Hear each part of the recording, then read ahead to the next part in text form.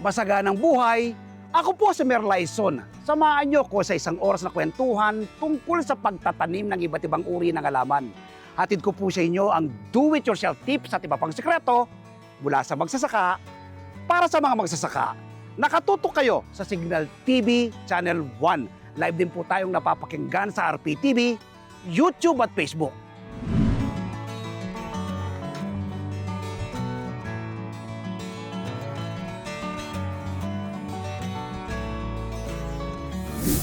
Makakasama po natin ngayong umaga si Oliver Dungo, dating OFW at owner ng Dungo Mini Hydroponics. Dito po yan sa Santo Domingo, Baye, Laguna. Opo. Sir Oliver, kumusta po kayo? Ano pong pinagkakabalan po ninyo ngayon? Sa ngayon ho, yung pong pagle-lettuce, pagtatanim po ng lettuce sa pinagkakaabalahan na ngayon. Kailan po kayo nagsimula nito? Nung ipatayo po namin itong improve namin itong lote. Greenhouse, yes. Oh. Bali, nag-umpisa kami ng Mayo. May, opo. So, halos 4 na buwan din. Apat Kasi na buwan na. ilang tao naman ang gumagawa eh. Yes. Yun. Tapos, nung magpunla naman kami, August na. Oo. Kaya halos 4 na buwan pa lang na nagtatanim. Ba, ibig Bago sabihin, pa lang. yung sa 4 na buwan yan, may mga trial and error kang ginawa. Kumusta naman po yung mga, nung una kayo nagtatanim? Hanggang ngayon na may meron pa. Yes, oo. Marami pang sinusubukan. Yes. Tuloy pa rin yung pag-aaral. Mm.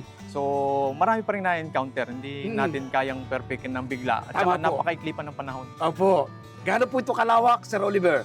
Bali, itong kinatatayo ang lote, 300 square meter. Pero ang Wow. pinakang greenhouse natin, 110 Yes. square meter. Malaki-laki na to, Sir Oliver. Malaki ho ang gastos. Yeah.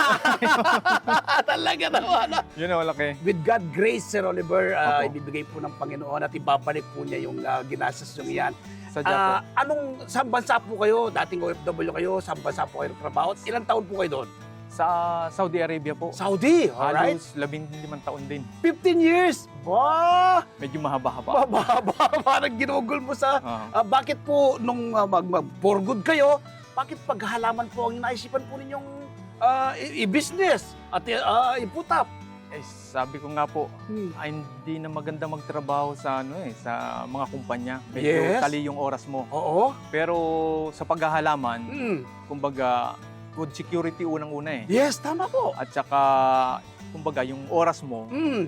sa'yo, Tama. Nakakatiyak ka pa na yung tanim mo, ano ba?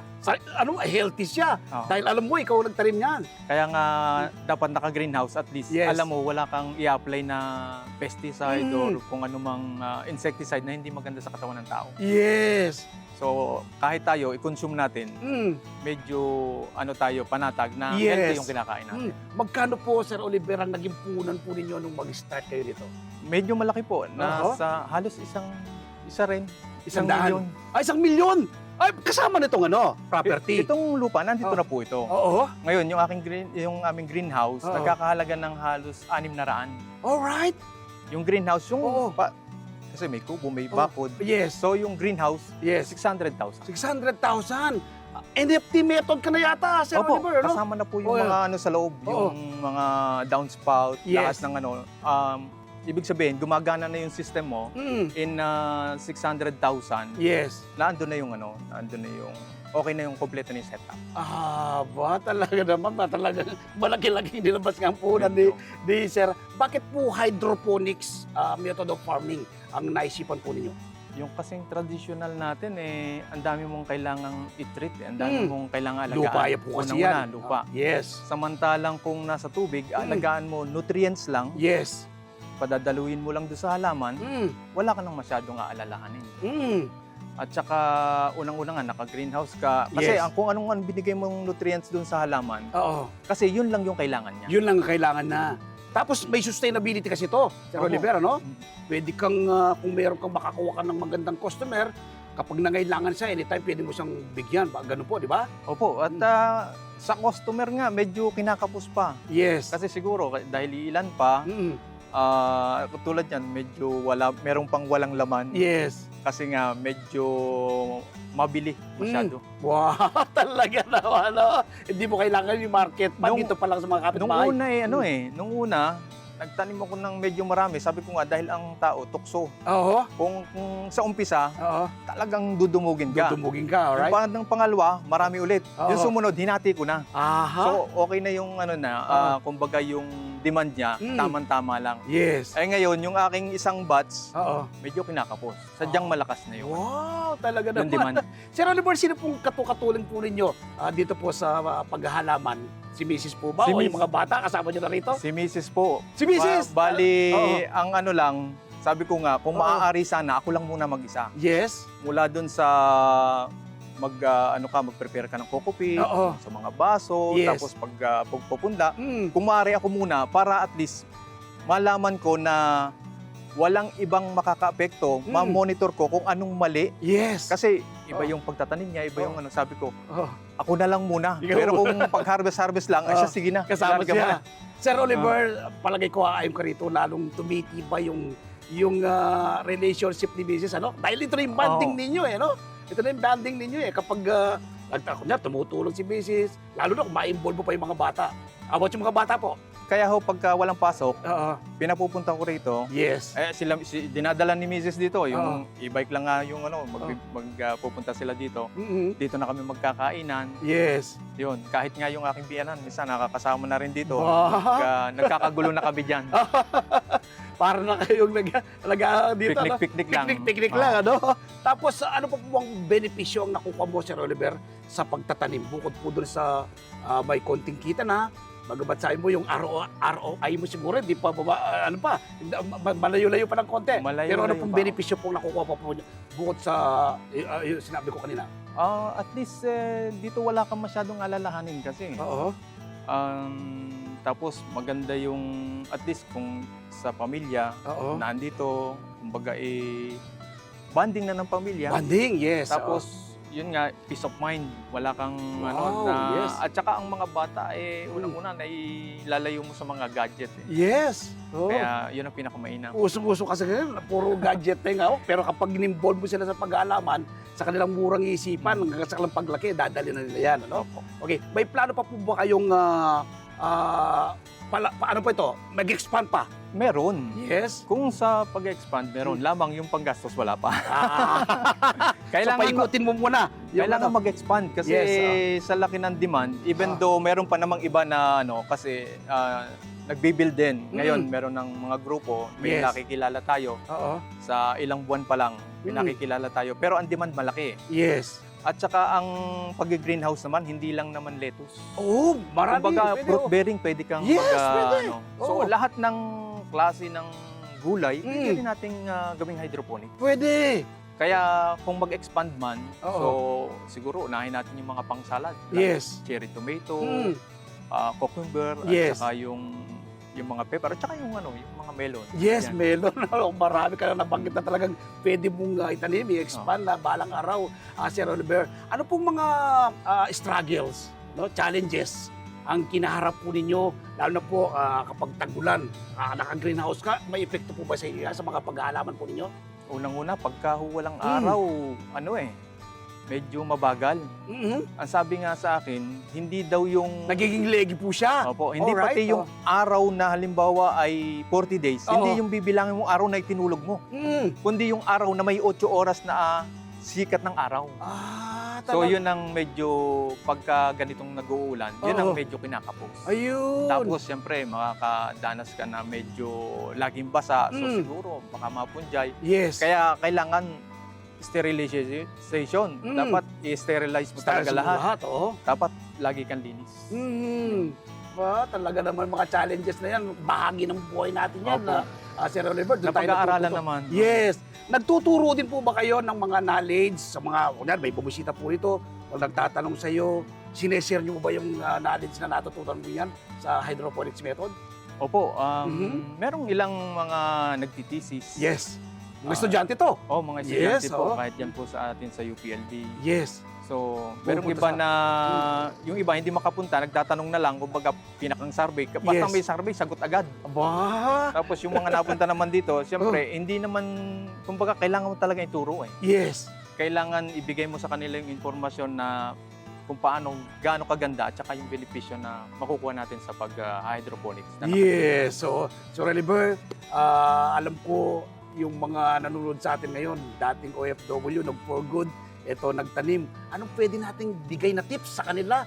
Baka mamaya, pagbalik nilang mga kapwa nating OFW, kadang dito, ay, kagayahin ko si Sir Oliver. Ano pong tips ang kayang pwede natin may bahagi sa kanila? Mag-ipon po muna. Yeah! Yes! Mag-ipon kasi marami ka namang pwedeng gawin. Yes! Isa na ang pag-hydroponics kasi sadyang maganda Yes! at may kita. Profitable! Profitable. Enjoyable pa! Opo. Yes. Laging maaga pa. Kailangan talaga gising ng maaga, Yes! pahinga sa tanghali, Yes. tapos hapon ulit. Yeah, gaya nga ang sabi mo kanina, Sir Oliver, awak mo yung oras mo dito. Opo. No? Walang magdidikta sa'yo, uutusan ka. Oliver, pumunta ka nga doon. Bumili ka nga nito. Ito, hawak mo yung oras mo. Kasama mo po yung pamilya. So, Oliver, invite po ninyo yung mga nanonood po sa atin na try din po nila yung magtanim. Para dun sa mga nagbabalak na mag-hydroponics, Yes. ay kailangan lang planuhin. Mm. Hindi na kumbaga kailangan mong pag-isipang mabuti, kailangan mong planuhin mabuti. Yes. Kung gusto mo, Mm. magagawa mo. Yun! Pero kung hindi ito ang linya mo, Yes. mag-isip-isip muna. Yes, ibig sabihin, willing ka na matuto rin. Di ba, Sir Opo. Oliver? Naku, napakaganda po ng imbitasyon sa ating lahat ni Sir Oliver. Kung nakayanan po niya ng magtanim, dating OFW, nakayanan po ninyo yung likod magtanim, ikaw nanonood sa amin ngayon, makakayanan nyo rin po yung magtanim. Pero huwag po kayong bibitiw. Sa aming pagbabalik, ituturo po tayo ni Sir Oliver dito po sa kanyang napakagandang garden. Sa pagbabalik po ng masaganang buhay.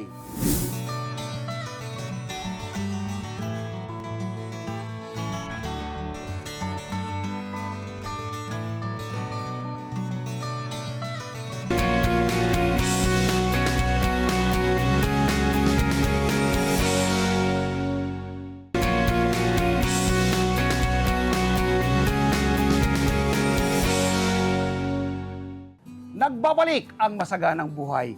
Kasama ko pa rin po si Sir Oliver. Ngayon po itutur tayo dito po sa kanyang napakagandang garden. Sir Oliver, mga punla ito, ang gaganda. Opo. Oo. Paano po ito magpunla ng ganyang kagandang leto, Sir Oliver? Bali, sa una, kailangan yung ating kokopit, Yes. yung pinakang planting media natin, Yes. kailangan i-sterilize mo muna. Pagkatapos natin i-sterilize, ibababad pa natin yan sa calcium nitrate Yes. para at least meron na tayong initial na fertilizer dun sa planting media. Yes. Sir Oliver, bakit ito na-tsempuan ninyong... Ako, pag kumuha ko ng seeds, maliliit lang kasi ang seeds niya. Opo. Buti na-tsempuan mo, isa lang po talaga nilalagay mo. Pelletize naman kasi yun. Pelletize. Kaya madaling kasing laki ng munggo. Ayun. Kaya pagka nabutasan mo yan dyan sa gitna, Oo. ihulog mo lang tigigisa. Oo. Tapos, kailan mo malalaman na pwede din siyang i-transplant, ilagay sa mga wall na ganito? Wala na ho tayong transplanting kasi ito direct na. na siya, oo. Kaya pagka tulad nito, ito ay halos, ito'y 13 days. Oh, yes. Bukas, pwede mo nang ilipat yan Ilipat sa mga dyan. table. Opo. Okay, oo. Pwede na. Lalo na kung naka-harvest ka na doon sa una, pwede na rin isunod Oo, siya. pamalit na. Pamalit na siya. Okay, talaga naman. So ano lang siya, ano? Yung pinakapunan mo dito, Sir Oliver, itong cup na ito, Opo. tsaka yung seeds. O, tsaka kokopit Yung po. kokopit. Alright, tingnan po natin yung iba pang mga tanim dyan. Tingnan natin dito. Kanina po nandun kami sa sowing, ano? Doon sa seeds. Ngayon, eto, pag ganitong kalalaki, Sir Oliver, mga ilang araw na po yan? Ano po yan? 21 days na po. 21. Ang ganito po bang, ano ba pong variety ito? Olmeti po. Olmeti. Ang Olmeti ba, ilang araw bago ka maka-harvest? Pwede yung 35, pwede ka na mag-start eh. 35, pwede ka na mag-start. Pwede rin siyang tumagal kahit mga 50, 58 days. Hindi siya nagbabago ang lasa. Hindi siya Kumbaga. nagbabago lasa. May mga lettuce kasi, Sir Oliver, kapag nasobraan, naging mapaytaw. So Oo. itong variety na to, hindi siya. O kaya karamihan ng tanim natin, puro ganyan. Para Para sa mga baguhan, kumbaga. Yes, oo. So madali siyang kalagahan, ano? Madali lang po. Madali siyang kalagahan. Bukod po sa mga Olmeti na variety, Ano pa pong lettuce na itatanim natin? Sumubok po ako ng purple tulad Yes. ng Rupsay at saka ng Scamander. Oo. Pero yung green, meron din naman tayong ilang piraso na parang romaine Yes. at saka tourbillon at saka hydraulic. Nagtanim tayo ng ilang piraso para at least Yes. kung hanapin nung iba na Oo. gusto ay magsalad, Yes. kasi karamihan pang burger at saka sangyupsal yung ating tanim. Ayun. Sir Oliver, napansin ko, step by step yung ano mo eh, no? Opo. Kanina, sowing. Ito, katamtaman ng laki. Oo. Tingnan natin bandarian. Ito, parang mas may edad ng konti ito eh. Ito, isang batch po ito. Yeah, yan, another Oo. batch na naman to. Tapos, yan po ang sumunod, yan nasa harap natin. Okay, sa kabila. tapos ito yung sumunod. Alright, batch by batch ka. Kailangan po weekly may tanim para Yes. weekly may aanihin. May aanihin. Oo. Para yung customer mo, Hindi mawalan. Hindi Oo. na aalis sa'yo. Lalo na kung halimbawa, resto ang ano mo, Yes. kailangan weekly mabibigyan mo siya. Mm. Kailangan lagi kang may tanim, kailangan lagi kang may harap. Yes. Gaganda na nito, Sir Oliver, ha? Tapos yung tubig niya, tuloy-tuloy siya. Bali ano po, meron po tayong reservoir. Nandun Oo. yung nutrients na kailangan ng ating halaman. Yes. So, meron lang tayong time na Oo. tatakbo siya. Every hour kailangan kalahating oras yung takbo niya. Yes. Kailangan na didiligan siya, nababasa siya. Ayun, okay. Dito sa bandang harapan natin ngayon, Sir Oliver. Ah. Dito tayo papaling tayo sa ating bandang likuran. Sir Oliver, Ano po? kapag ganito na kaganda yung ating mga tanim kalalaki, kita na ito, Sir Oliver. Oo. Ha? Pwede na. Yes. Pinabawasan na po yan. Yes.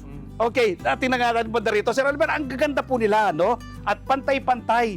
Kala mo, ito, isang batch po ba yan? Isang batch po yan. Isang batch siya. Okay? Tapos, ano po ito? Kapag po ba napalaki mo ng mga ilang timbang ito kapag napalaki mo ng gusto? Yung tamang-tama ay 165 grams para yung isang kilo, 6 na piraso. Yes. Mapatak pa rin siya na 3 for 100 kung halagang 200 per kilo. Okay. Di Pero naman. kung mapalaki pa natin at mapabigat pa natin sa 165, Yes. pwede nating ilaban ng per kilo. Aba, talagang magaling sa mathematics si Sir Oliver. Talagang kwentadas. Ito, Sir Oliver, may nakita akong ibang variety rito. Ito, anong variety to? Ito, to. Bali, Rabelo po yan. Okay. Kumbaga sa ibang ay romaine lettuce. Romaine! Opo. Okay. Oo nga. Ang ganda ng tingnan. Ito, masarap yata ito sa Mga salad. salad, veggie. Opo. Okay, ito, paano naman po ito tinatanim? Halos kamukha rin po ba nun? Pare-parehas lang po. Dahil pare-parehas silang pelletize, halos hindi mo nga ma-differentiate yung isa't isa. Yes. So, kung paano mong itanim yung olmeti, Yes. yung romaine, at saka yung karatig mo ay bagong variety rin to, okay? sinubukan po natin. Oo. Ganun lang, ihuhulog mo lang yung buto, pare-parehas lang. Oo, pero sa ngayon, sa experience mo, Sir Oliver, alin ang mass production na ginagawa po ninyo? Olmeti po. Olmeti, Pang ano yan pang masa. pagmasa. Pang maramihan, pang Oo. sangyupsal, mga Yes. burger, ganun. Mukhang yung mga kapitbahay mo rito, Sir Oliver, mukhang Olmeti rin ang hinahanap, ha? Kasi mga nagsasangyupsal na sa bahay. Yes. Paano po ito minamarket? Si Mrs. po ang sa Facebook. Ino-online Yan, ba niya? Online. Okay. Tapos sa mga co-teacher niya, maraming magsi-order. Aba. Kahit doon sa barangay namin, Oo. ay siya naman ang kilala. Yes. So, sa kanya talaga dumadaan lahat ng order. Siya talaga nagmamarket. Aba, si ma'am pala, ha? Teacher po si ma'am, mga kababayan, ano? Talagang nag-aaral po pala. Paano po pala makokontak yung ang gustong makatikim po ng produce po ninyo? Bali, mayroon po kaming FB at saka pwede nyo hanapin sa Google Map yung Yes. Dungo Mini Hydroponic Farm. Nako talaga naman, oh. Puntahan po ninyo yung Dungo Hydroponics Farm. Sir Oliver, initially, kami po yung nagpapasalamat, ano? Ito pong grupo ng Masaganang Buhay ay tinanggap po ninyo ng mainit sa inyong lugar. Salamat din at nakarating kayo dito sa aming hydroponic farm. At least yung iba ma-encourage din na Yes. gumawa ng ganito. Iyon, si Sir Oliver Dungo. Dati pong OFW, ngayon po ay owner ng Dungo Mini Hydroponics Farm. Dito po yan sa Santo Domingo, Baye, Laguna. Huwag po kayong bibitiw. Magbabalik pa ang Masaganang Buhay.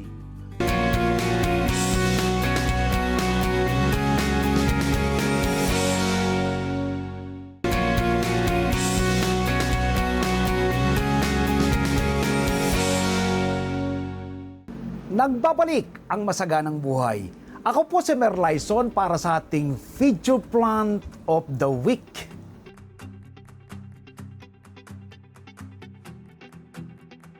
Ngayon po ay ibabahagi ko sa inyo ang simple at madaling pagpupunla at pagtatanim ng repolyo sa mga bote.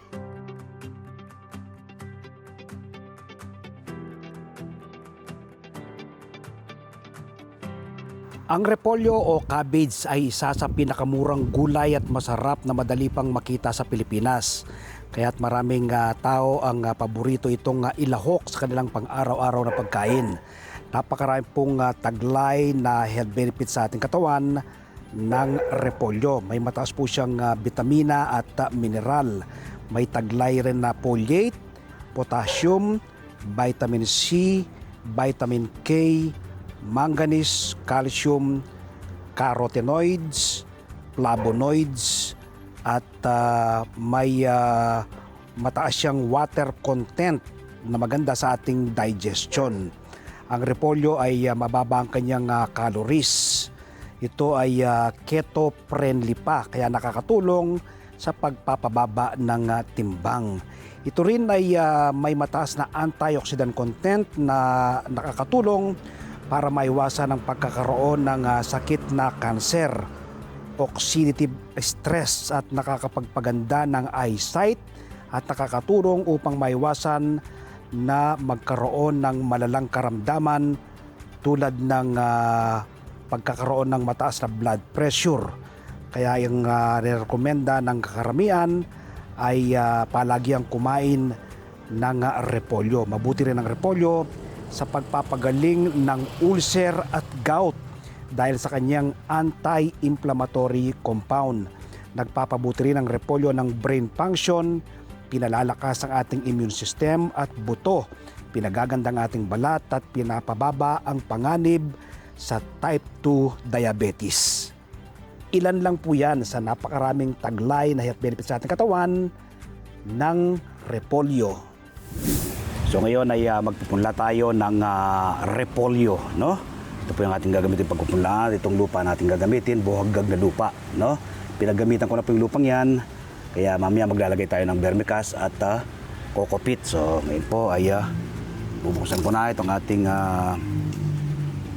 mga seeds, no? Yan. Tapos kunin natin yung yan. Natin itong seeds ng ating repolyo. Yan po, maliliit lang ng pong seeds ng repolyo, no? Ayan, tingnan niyo po. So konti lang naman, tamang-tama lang itong ating pagpupunlaan. Kunin ko na lahat. Tingnan ko pa. Ayan. So enough ito sa isang punlaan, ano? Yan.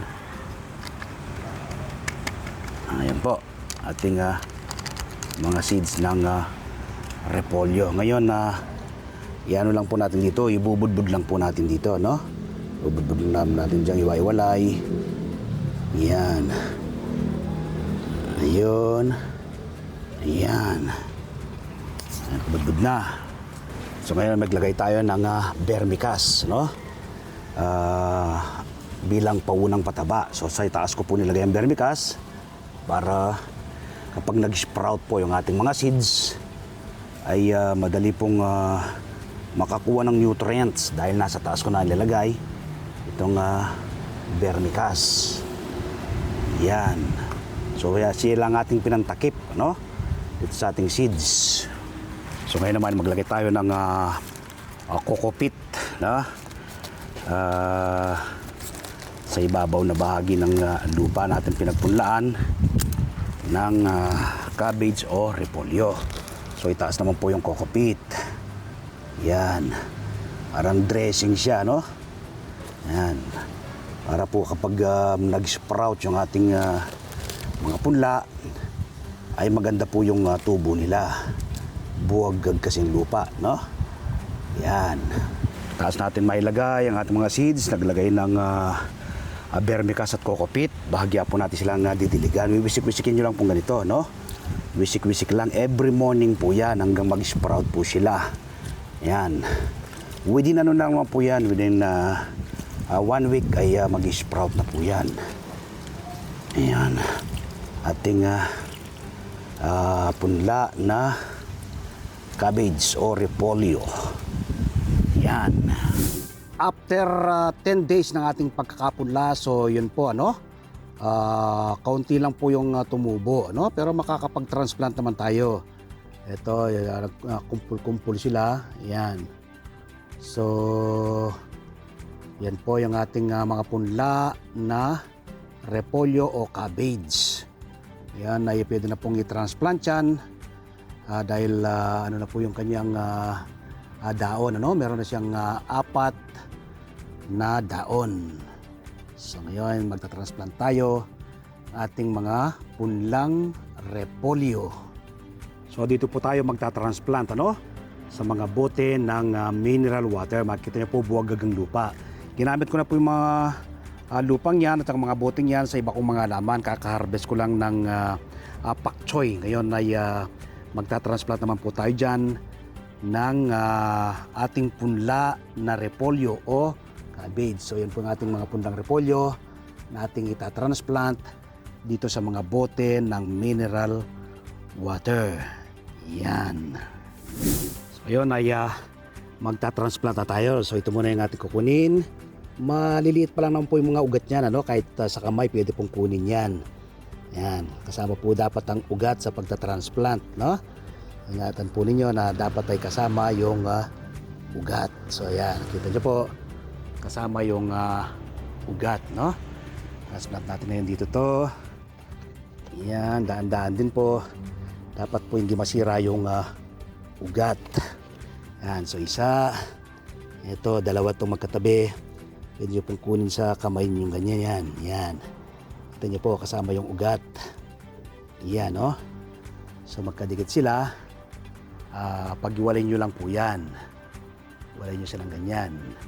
Sa isang bote po kasi, isang halaman lamang ating itatanim. So ito isa. Ito naman ang isa. Iyon. Okay. Tapos itong isa. Ayan. So nakatatlo na tayo na transplant, So ngayon po ay maglagay tayo ng paunang pataba, vermicast ang aking gamit. Kahit sa kamay nyo lang pong ganyan, ipaikot nyo lang po sa iyong bagong transplant na halaman. Ngayon ay bahagya po natin diligan, Wiwisik-wisikin nyo lang pong ganito pag bagong transplant sila, Yan. Every morning, wiwisik-wisikin nyo lang po ng ganyan. Yan, hanggang tuluyan po silang makabawi, kasi po kapag bagong transplant na ganyan, may stress po yung halaman muna. Yan, pwede nyo po munang ilagay sa isang lilim na lugar yan. After 3 days ay pwede nyo siyang direktang paarawan. So ang ganda na po, ang ating mga tanim na repolyo sa mga bote ng mineral water. Kitang-kita na po yung cone, yung bilog ng kanyang pinakabunga, Yan po kasi hina-harvest yung bilog na yan. So inaantay ko pang lumaki pa ang bilog na yan bago ko siya i-harvest. More or less po mga 15 days, pwede ko nang i-harvest itong ating mga tanim na repolyo. Simpleng-simpleng alagaan at patubuin. At ang sabi po nila, sa malamig na area lang daw po ba nabubunga, o nabubuhay yung repolyo. Pero chinyalins ko po yan. Ito po, nakikita po ninyo ang ating mga tanim na repolyo sa mga bote ng mineral water. So kung wala kayong enough space, sa Metro Manila kayo nakatira, pero gusto mong magtanim ng repolyo, ito po, sa ganito pong pamamaraan ay pwede nyo pong gawin, sa mga bote ng mineral water. Kasama po ng iba kong mga halaman dyan sa ating garden, pawang sa mga bote lang po ng mineral water, itong ating mga tanim na repolyo.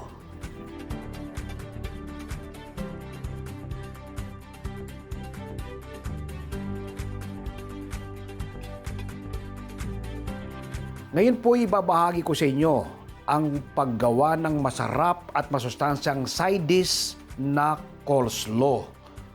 Una po yung ating bida, repolyo, green onions, carrots, durog na paminta, asin, apple cider vinegar, mustard, at mayonnaise.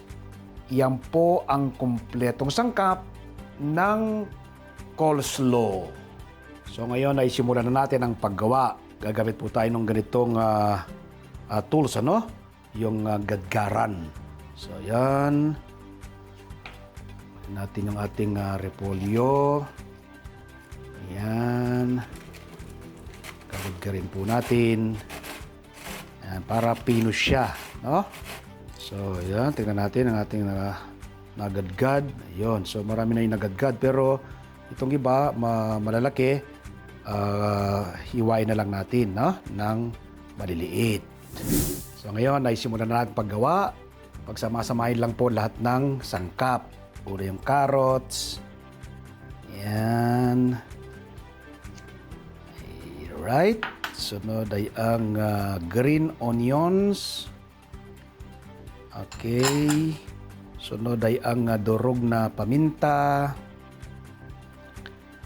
Okay. Sunod ay ang asin.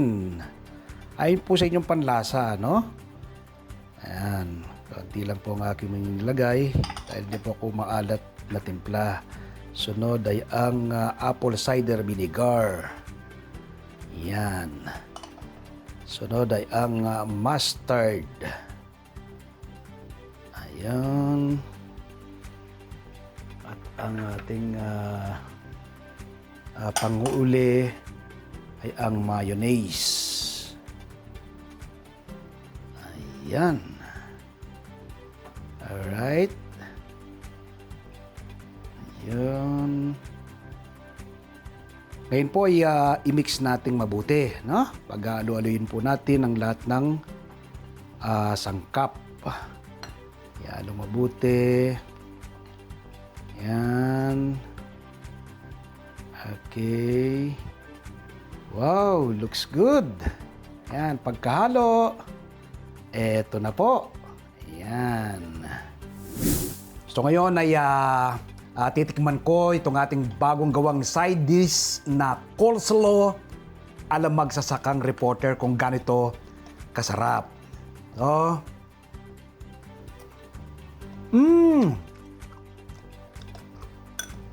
Panalo.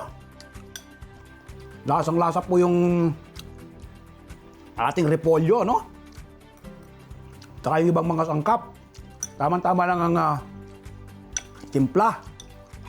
Up.